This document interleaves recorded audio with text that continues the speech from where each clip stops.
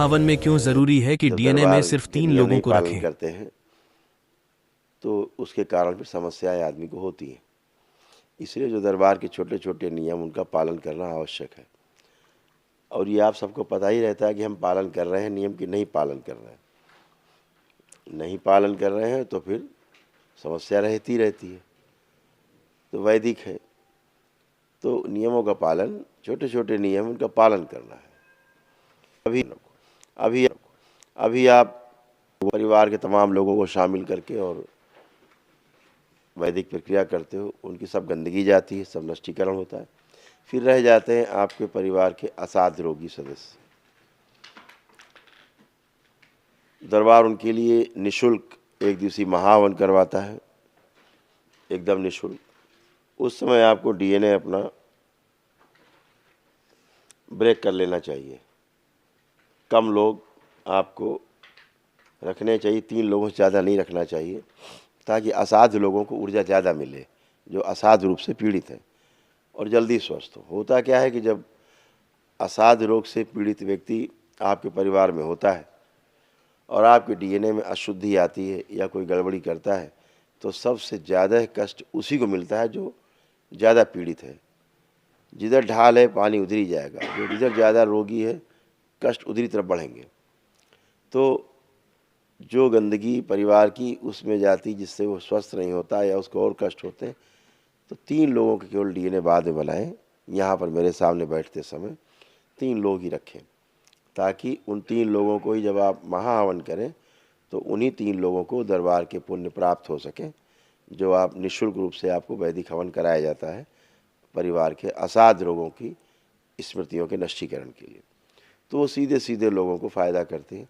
जिम्मेदारी से लोग अपना अपना संकल्प करते हैं, प्रार्थना करते हैं, और जो परिवार लोग वैदिक प्रक्रिया में पहले शामिल थे उनको अलग कर दिया, उनकी गंदगी समाप्त हो चुकी होती, वो भी अपना प्रार्थना संकल्प करते रहे और स्वस्थ बने रहते हैं।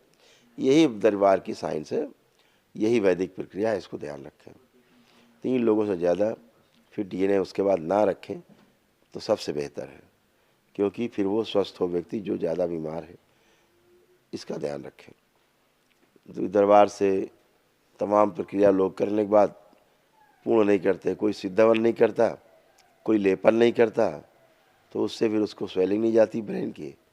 सिद्धावन नहीं करता, परिवार में जो आदि पास है वाहन आदि हैं उनकी गंदगी नष्ट नहीं होती, तो फिर आपको उसका कष्ट झेलना पड़ता है। तो हमेशा ध्यान रखो कि जो प्रक्रिया पूरी नहीं की पहले उसको जरूर कर लें, उसके पश्चात फिर बचता ही नहीं है कुछ, एकदम वैदिक कुछ भी नहीं बचता।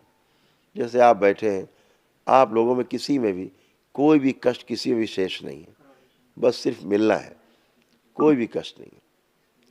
मिलने का भी कोई अर्थ नहीं है, बस लेकिन मिलना है, बात करनी है। लगता है शायद ऐसा कुछ न रह गया हो जो दरबार न देख पाया हो, गुरुजी न देख पाए हो, बात कर लें, बता दें, कुछ भी नहीं बचता, होता ही नहीं, बचता ही नहीं।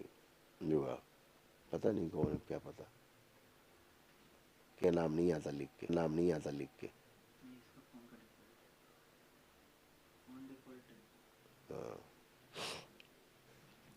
तो अभी बाबा माँ के समक्ष आप लोग जाएंगे, एक छोटा सा दरबार के सेवक आपको छोटा सा संकल्प कराएंगे 2 मिनट का।